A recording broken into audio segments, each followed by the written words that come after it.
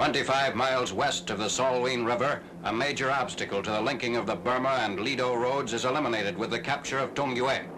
During the 6 weeks offensive, all supplies were flown over the hump from India and parachuted to the Chinese army. These pictures show the last days of the siege.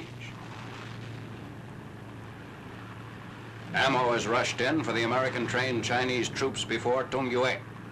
The fight for this ancient walled city in the Yunnan province climaxes months of campaigning in the rugged and rain-soaked mountains of southwestern China. Tungyue, also known as Dongzhong, has a long history as a way station on the overland route into China. It early won fame as a prosperous trading center, a visit to which was recorded by Marco Polo. Opening fire on an enemy pillbox at the city's east gate. A camera equipped with telephoto lenses records the results. The Japs can be seen hurriedly deserting the position and running for cover.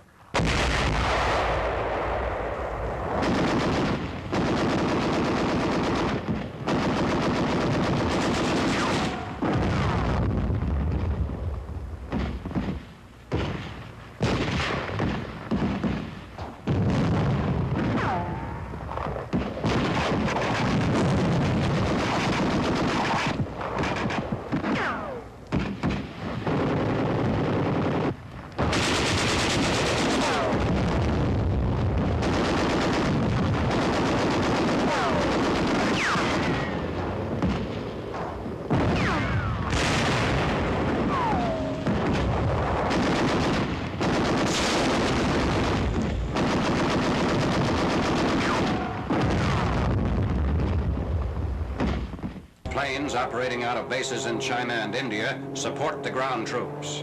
Dive bombers of the 10th and 14th American Air Forces attack heavily fortified enemy positions.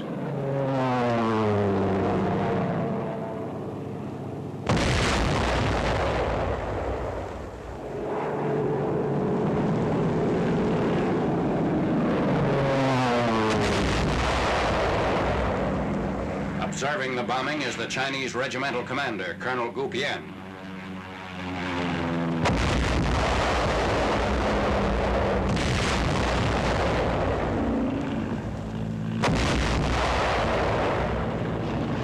Chinese infantrymen storm the battered walls.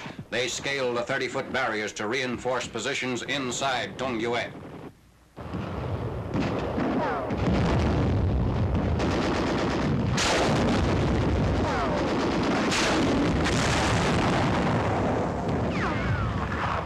On 14th September, the remains of the Jap garrison of 4,000 are wiped out.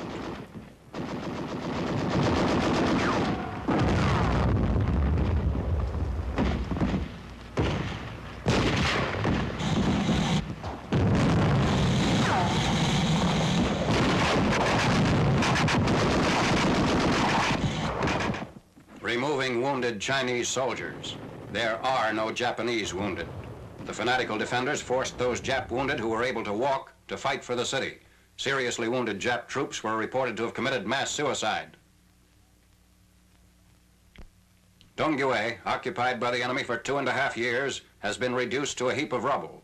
Its fall enables the Chinese to regroup for a drive against last Jap strongholds, delaying completion of the land supply route from India across northern Burma into China.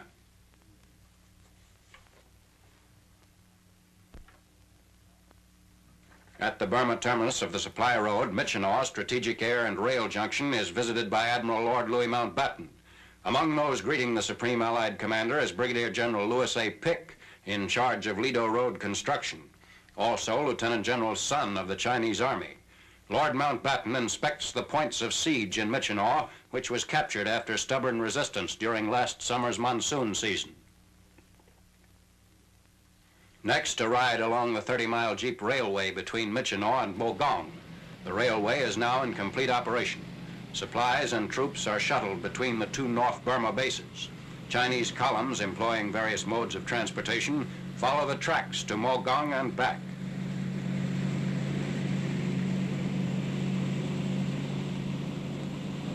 These Chinese troops have fought long campaigns in waist-deep mud and through hazardous jungle terrain to help bring the Allies to the China-Burma frontier.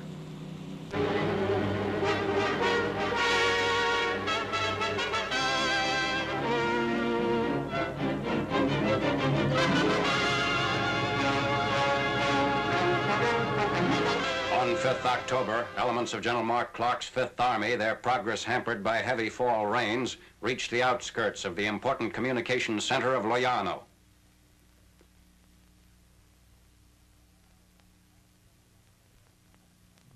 Loyano is occupied 7th October after hard fighting.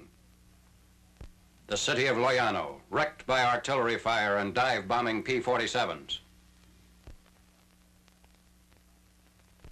New type combat clothes are issued to the Fifth Army men before they resume the advance to Bologna, 14 miles from Loyano.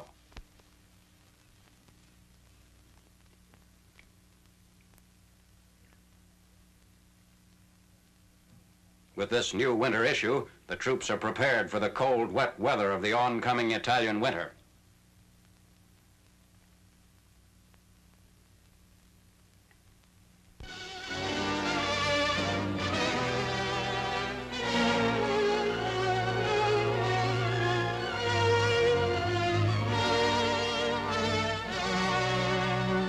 Seized German film photographed before Romania's capitulation showing damage done by Allied bombing to oil fields and processing units at Ploiest. King Michael I inspects the smoldering wreckage in the wake of the Allied strike. On 17th May alone, 1,500 heavy bombers and fighters flew northeast from Italy to attack the Axis oil center.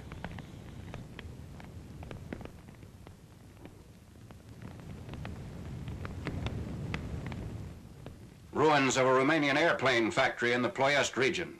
Because of the strategic importance of the area, the Nazis had ringed installations with anti-aircraft guns of large and small caliber.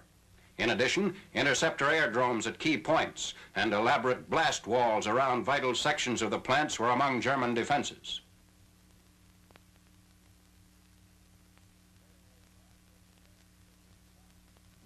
Railroad yards were subjected to precision bombing. Before Romanian entry into the war, the state railroad had 9,500 miles of track.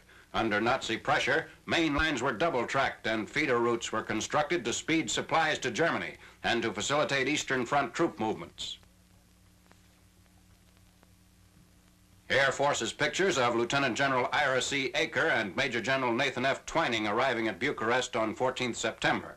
They're on an inspection tour of the Mediterranean Allied Air Force targets, which their aircraft bombed repeatedly when the failure of Hitler's oil drives in the Caucasus and Middle East made the Nazis largely dependent on the oil resources of Ploiest.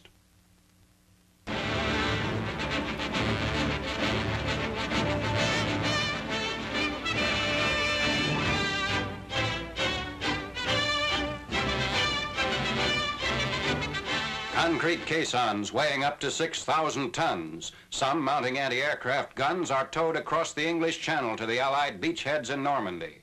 About 150 of the caissons, called Phoenixes, will form the breakwaters for 2 artificial deepwater harbors. This operation, shortly after D-Day, involves a total of 1,500,000 tons of prefabricated port construction units. 20 specially designed Spud pier heads will form the wharves for the synthetic ports. The aim is to provide debarkation points off the French invasion coast where vessels can unload reinforcements and materiel in all weathers and tides at the highest possible speed. To link the pier heads with the shore, 20,000 feet of floating bridge units also are towed to Normandy. The combination of caisson breakwaters, flat steel ponton pier heads, and floating roadways represents the coordinated efforts of U.S. and British engineers. The plans for the project are British. American CBs handle much of the construction work. Construction of the 2 ports represents an expenditure of $100 million.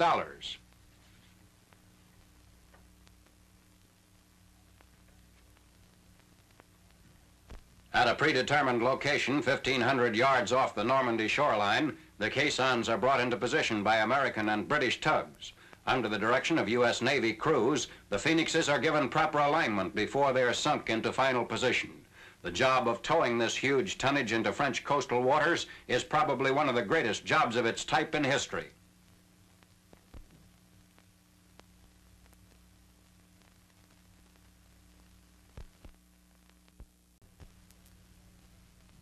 The caissons are flooded and sunk until they rest on the channel bottom with upper parts protruding.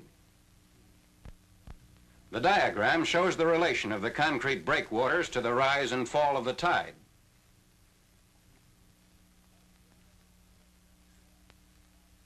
Thus, the artificial roadstead is formed to provide safe anchorage for coastwise vessels and landing ships lying in its lee. In addition, the breakwaters are augmented by lines of sunken ships, termed block ships. 300,000 tons of old Allied shipping are brought across the channel for this purpose. These Navy and Signal Corps films show how the ships are scuttled stem to stern, parallel with the beach. Their regular complement of anti-aircraft guns becomes a permanent part of the defenses of the artificial ports.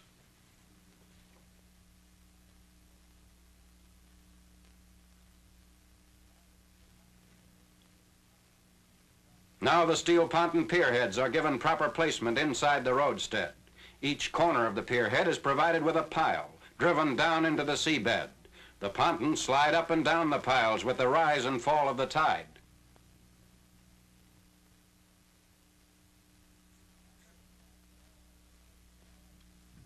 Unloading ramps are already in place for LSTs and other craft, assembling the prefabricated sections that form the causeway. Many miles of the floating roadways lead out from the foreshore to the pierheads. The long piers are on floats because there's a 20-foot tide in this immediate sector. In less than 2 weeks, the artificial harbors begin to take final form. Each pierhead is in fact a ship, complete with crew quarters, generating sets, and storage accommodations.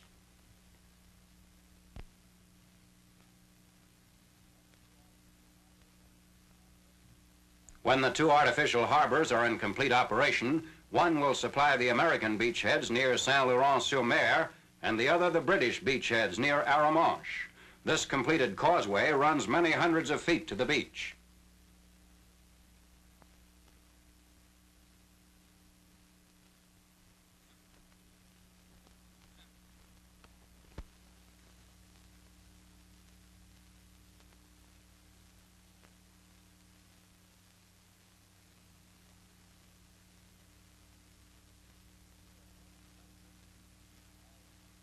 The pierhead is ready for use. All that remain are finishing touches on the heavy-duty roadways leading to and from the floating causeway.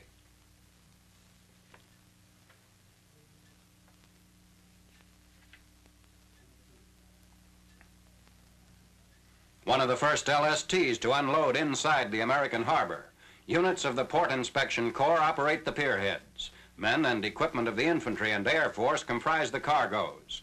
In addition to the LSTs, the Great Harbor also shelters depot and repair ships and a variety of other shipping.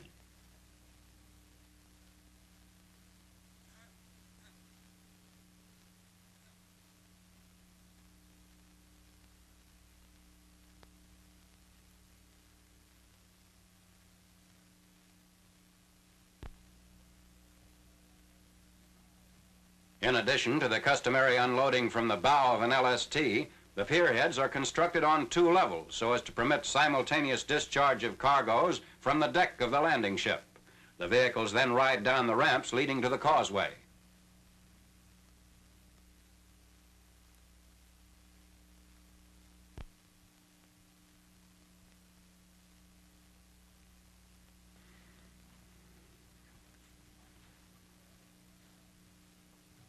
On 18th June at the Omaha beach, supplies were already pouring off the LSTs. The unloading rate was scheduled soon to be doubled, but the next day an unscheduled event occurred.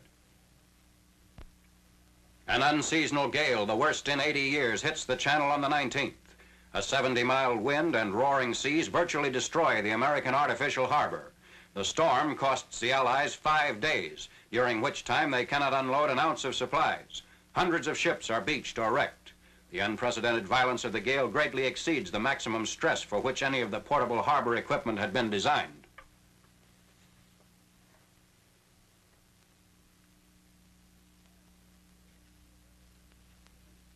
Vast sections of the steel girder bridges undulate and break up under the strain. Even the big piers are swept away by the gigantic waves.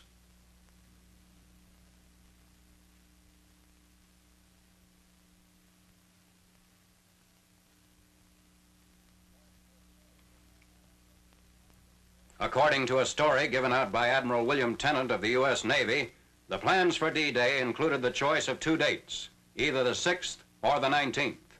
If General Eisenhower had chosen the 19th, the storm of that date would have smashed the Allied invasion fleet of 4,000 ships. As it was, Admiral Tennant states, only strict rationing, heroic work by the Navy, and the capture of Cherbourg Harbor saved the Allied armies. Along the American breakwater, many of the caissons are wrecked or thrown out of line. Some of the block ships are badly damaged. Since the storm, the port has been patched up and made suitable for small boat refuge. The British port suffered comparatively light damage. It was spared because it was protected by a shoal which held the big waves off its sunken block ships and concrete caissons. All 7 British pierheads were in operation at the time these pictures were made late in July.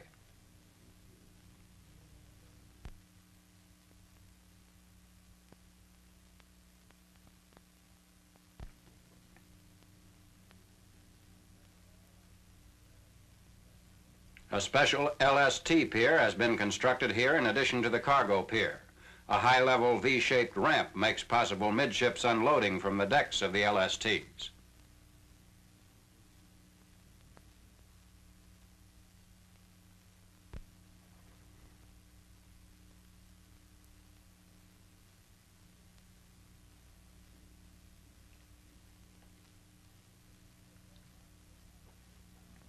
Leaving the pierhead, lines of tanks moved down the long causeway to join the battle beyond the beaches of Normandy.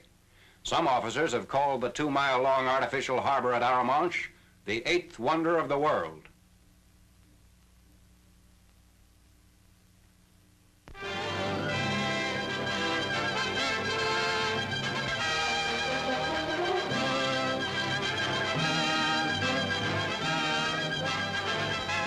October, somewhere in France, an ordnance crew inspecting a captured 88 fills and tests the recoil mechanism prior to firing the piece.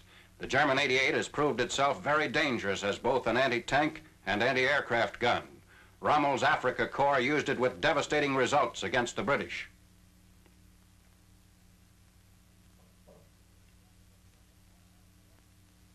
The breech block of this weapon automatically opens as the shell is ejected.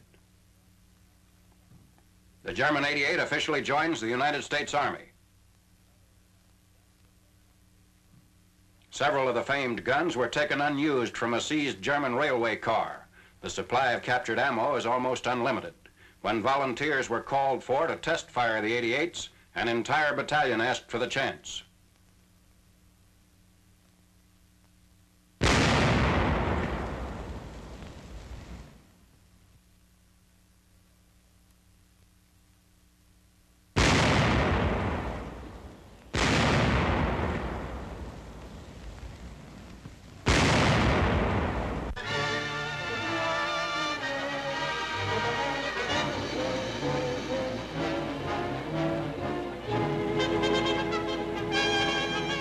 Long-range flamethrowers mounted on Bren carriers are tested as the Canadian 4th Armored Division prepares to force crossings over the Leopold Canal.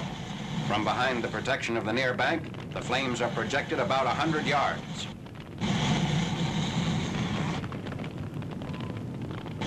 The purpose of the test was to determine whether troops would be able to cross in assault boats behind a screen of fire.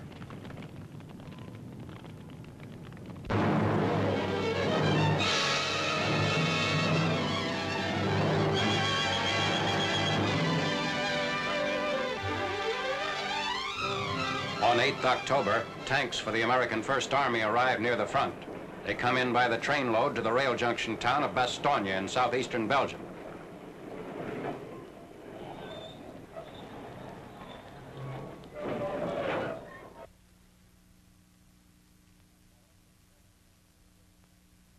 Tarpaulins and moorings are removed as the tanks end the journey from a coastal port.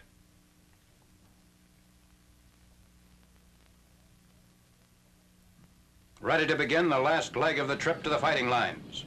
Bastogne is just adjacent to Luxembourg and less than 60 miles below General Hodge's embattled forces in the Aachen area.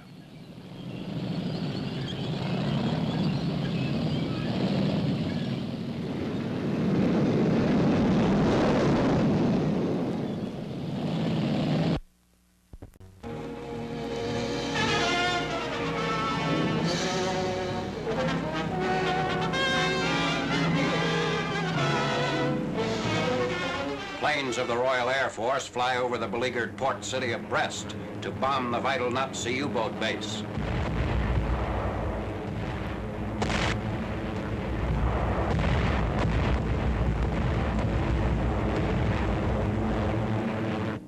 Aerial view of the submarine pens, highlighting direct hits by 12,000-pound earthquake bombs. These pictures were made since the fall of Brest, 20th September. Capitulation of the Nazi garrison ended a 4 years bombardment of its port installations by Allied bomber and coastal commands. Hundreds of tons were dropped during August alone. Loss of Brest not only cost the Nazis the most important U-boat base along the French coast, but also the most spacious anchorage in Europe.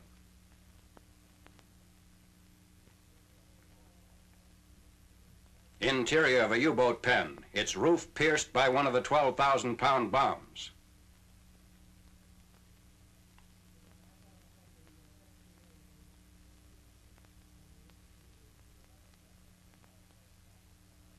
Another pen, also a target for an earthquake bomb.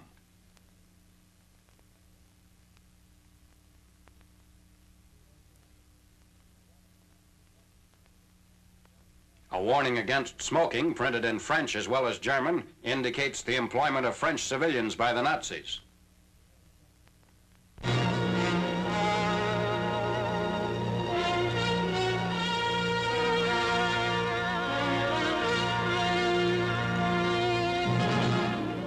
Aachen, Germany, where General Courtney Hodges' First Army awaits the reply to an ultimatum forwarded to the Nazi command 10th October.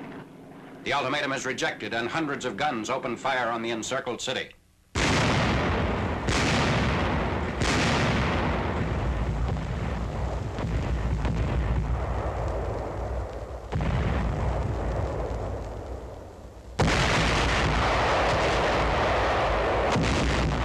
Closing in on Aachen, garrisoned by 1,500 Nazis, the majority of whom are SS troops.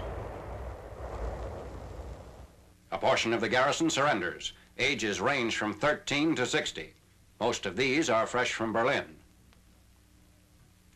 Engineers remove the tracks from a rail line to provide a roadway. At this point in the fighting, enemy pillboxes still controlled all roads leading into the city.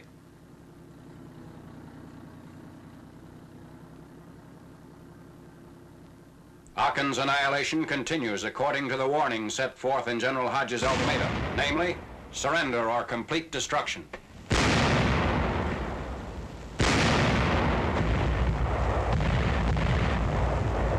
On entering the wrecked city, infantrymen dig out the Nazis street by street, often moving only 10 feet at a time. Resistance in most cases is that of a single Nazi sniping from a cellar or attic.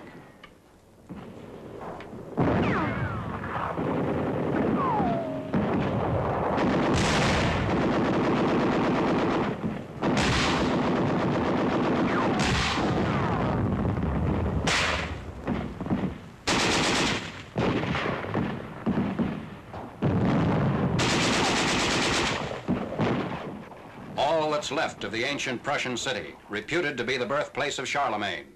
Airmen at this time reported 85% of the city ruined.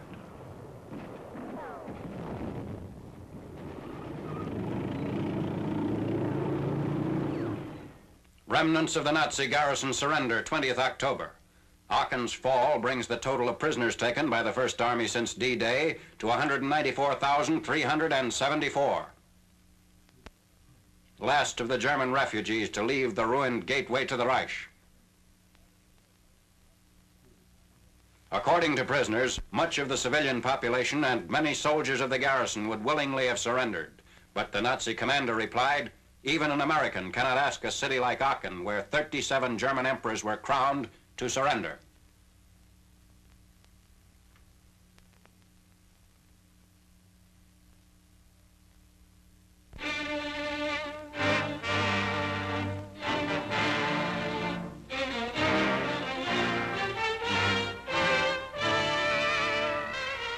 The captured German town of Kalteherberg on the First Army front is temporarily evacuated as a military precaution against civilian aid to Nazi forces. This action was taken 8th October by the Allied military government after it was discovered that Nazi patrols infiltrated at night and received information from residents concerning American military movements.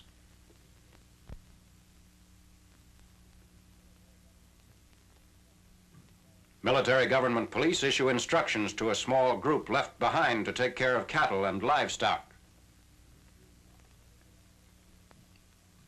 Evacuees arrive at a central point for transportation to Malmedy, Belgium. Kalteherberg is one of a group of 8 towns and villages ruled by a branch of the AMG with divisional headquarters in a nearby German city. AMG officers receive careful instructions on the treatment of civilian populations. A typical indoctrination class is shown in the following scenes photographed in Belgium. We have been entrusted with the responsibility of setting up military government in the first areas of occupied Germany. As General Eisenhower has stated, we come as conquerors, but not as oppressors. We must see that our task, the eradication of Nazism, is accomplished with the same efficiency as has characterized our armed victories. Our task will require the utmost in moral and physical courage. We are coming into a country where the people have been schooled in deceit and treachery, where those in power have attempted to stamp out every manifestation of democracy. The passage of the front line does not mean that the Nazis have finished fighting by any means. The people of Germany have yet to show that they can live peaceably in a democratic world, a world dedicated to progress rather than the twisted ideologies of master race and world conquest. However, our military government will be based on justice without malice. This justice must be accompanied by efficient administration. We will wipe out Nazi tyranny and ideology. You must know your procedure and act correctly. This procedure must be emphasized by firmness. We can thus build toward a lasting peace for which we have sacrificed so much. Uprooted German civilians such as these are one of the problems of the Allied military government in its mission to bring order and proper security to the rear of our armies.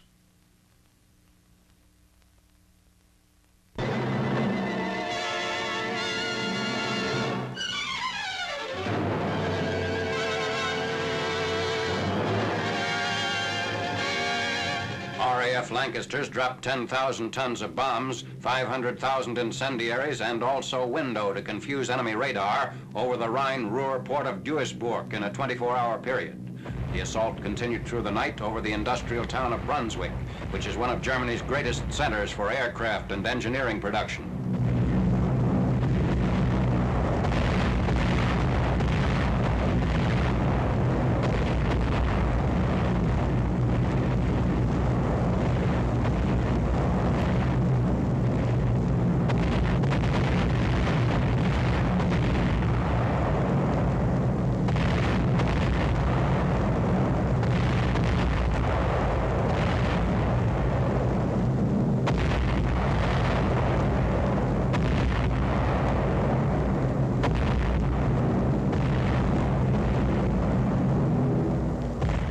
The innocent, soft-looking puffs of black smoke are flak, and each puff could knock down a 4-engine bomber.